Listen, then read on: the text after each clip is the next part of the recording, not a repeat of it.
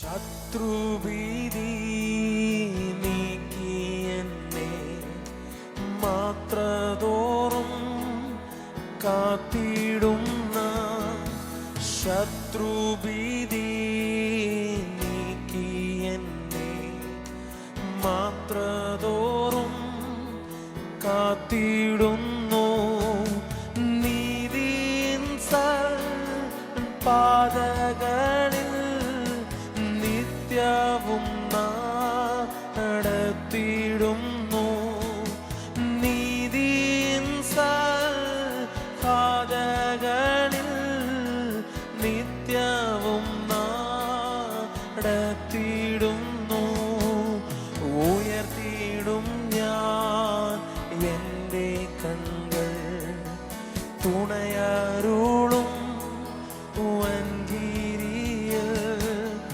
ഉയർത്തിയിടും ഞാൻ എൻ്റെ കണ്ണുകൾ തുണയാരുളും വൻകിരിയിൽ എൻ സഹായം വാനം ഭൂമി അഖിലം വാഴും യഹോവയിൽ എൻ സഹായം വാനം ഭൂമി അഖിലം വാഴും യഹോവയിൽ.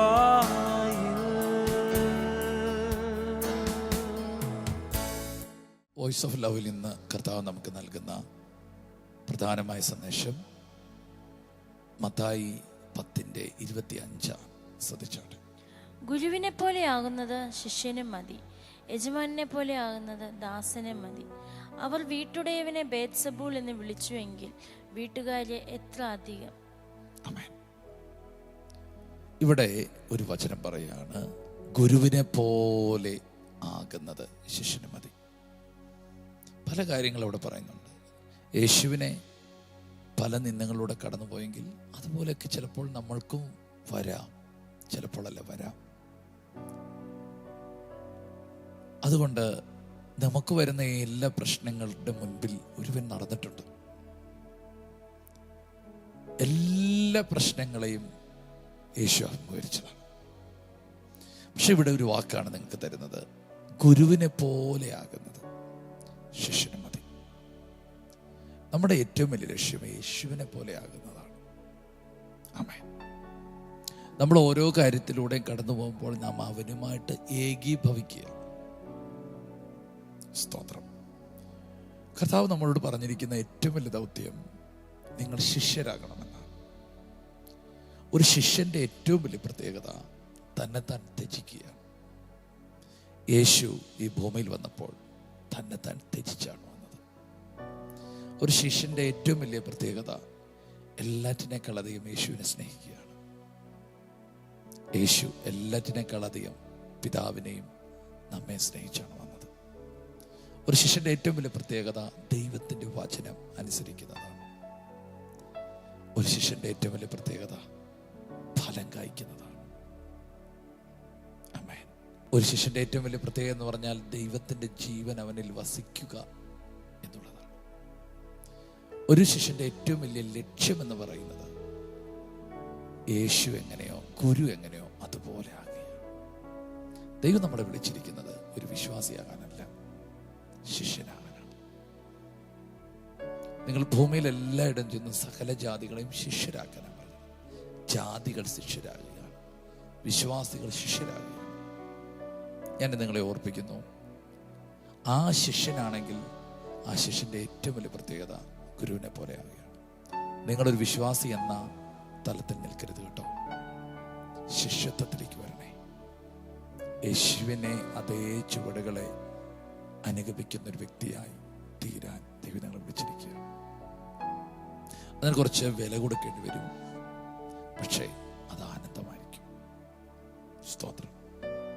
എന്തോ ഇന്നത്തെ ദിവസം ഈ വചനം നിങ്ങളെ തൊടുമെന്ന് ഞാൻ വിശ്വസിക്കുന്നു.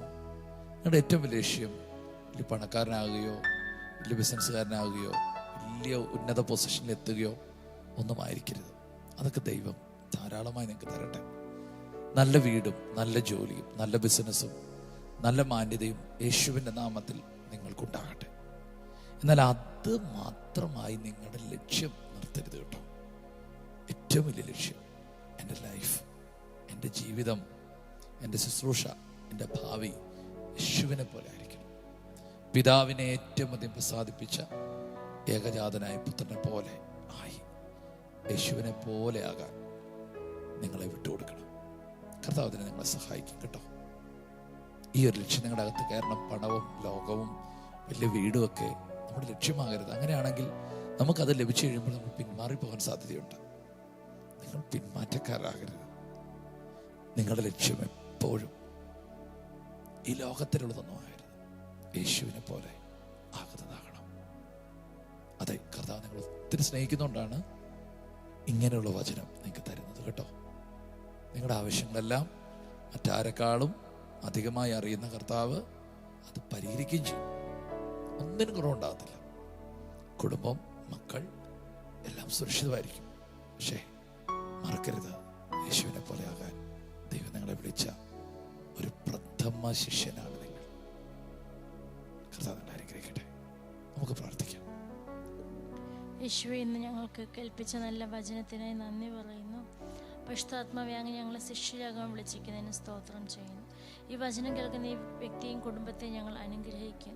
കർത്താവെ, ഇവരിൽ കർത്താവ് അങ്ങ് ശിഷ്യത്വത്തെ കാണുന്നതിന് സ്തോത്രം ചെയ്യുന്ന പിതാവെ, ഏറ്റവും നല്ല യേശുവിൻ്റെ ശിഷ്യനായി ഇവർ കർത്താവ് വളരട്ടെ. ക്രിസ്തുവിൽ പരിശുദ്ധാത്മാവെ, ഒരു ശിഷ്യൻ ഗുരുവിനെ പോലെ ആകുന്നത് പോലെ യേശുവിനെ പോലെ ആകുവാൻ ഇവർക്ക് കൃപ കൊടുക്കണമെന്ന് പ്രാർത്ഥിക്കും. യേശു എങ്ങനെ ഈ ഭൂമിയിലായിരുന്നു അങ്ങനെ തന്നെ ആയിരിക്കാൻ കർത്താവ് അനേകർക്ക് ആശ്വാസമാകുവാൻ, അനേകരുടെ സങ്കടങ്ങളെ ഒപ്പിയെടുക്കുവാൻ, അനേകർക്ക് താങ്ങാകുവാനൊക്കെ പരിശുദ്ധാത്മാവെ അങ്ങ് ഇവരെ സഹായിക്കണമെന്ന് പ്രാർത്ഥിക്കും.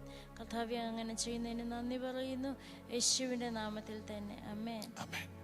കർത്താവ്, ഞങ്ങൾ ഒരുമിച്ച് യേശുവിൻ്റെ നാമത്തിൽ കുടുംബത്തെ അനുഗ്രഹിക്കുന്നു. ഒരു സാധാരണ വ്യക്തിയായിട്ട് ജീവിക്കാനല്ലല്ലോ നീ ഇവരെ വിളിച്ചത്. ഇവരുടെ മേലുള്ള വിളി വളരെ വലുതാണെന്ന് കർത്താവ് ഇന്ന് ഉറപ്പിച്ചല്ലോ. യേശുവിനെ അനേകരുടെ മുമ്പിൽ പ്രതിനിധീകരിക്കുവാൻ, വെളിപ്പെടുത്തുവാൻ ഇവരെ നീ ആ ദേശത്ത് നിർത്തിയിരിക്കുന്നതിനായി സ്തോത്രം. ഇവരുടെ പ്രസംഗമല്ല, ഇവരുടെ ജീവിതം തന്നെ ഒരു സുവിശേഷമായി മാറുന്നതിനായി സ്തോത്രം. അനേകർക്ക് ഇവരൊരു അനുഗ്രഹമായിരിക്കും. ഇവരെ കാണുന്നവർ പറയും നിങ്ങളൊരു അനുഗ്രഹമാണ്. അതുപോലെ നീ ഇവരെ അനുഗ്രഹിച്ച് ഉയർത്തുന്നാൻ പോകുന്നതിനായി സ്തോത്രം ചെയ്യും. വേണ്ട ആവശ്യങ്ങളെല്ലാം നടക്കട്ടെ, നന്മകളെല്ലാം ഉണ്ടാകട്ടെ. ഇവരുടെ പ്രാർത്ഥന വിഷയങ്ങൾ ഇവർ പ്രാർത്ഥിച്ചതിൻ്റെ മുകളിൽ നടക്കട്ടെ. അനുഗ്രഹിച്ച് പ്രാർത്ഥിക്കുന്നു. നന്മകളും അനുഗ്രഹങ്ങളും സൗഖ്യങ്ങളും ഇവരുടെ മേലുണ്ടാകട്ടെ. യേശുവിൻ്റെ എല്ലാ അനുഗ്രഹങ്ങളും അവരുടെ മേലുണ്ടാകട്ടെ. അനുഗ്രഹിക്കുന്നു യേശുവിൻ നാമത്തിൽ തന്നെ. ആമേൻ. സൗഖ്യവും ഇവരുടെ മേൽ അധികമായി വരാൻ പോകുന്നെന്ന് കർത്താവ് പറയുന്നതിനായി സ്തോത്രം. ആമേൻ. God bless you. കർത്താവ് നിങ്ങളെ ധാരാളമായിട്ട് അനുഗ്രഹിക്കട്ടെ. ഇന്നത്തെ ദിവസം അനുഗ്രഹത്തോടെ ചിലവഴിക്കുക. യേശുവിൻ്റെ കൃപ കൂടെയുണ്ട് യേശു കേട്ടോ. God bless U.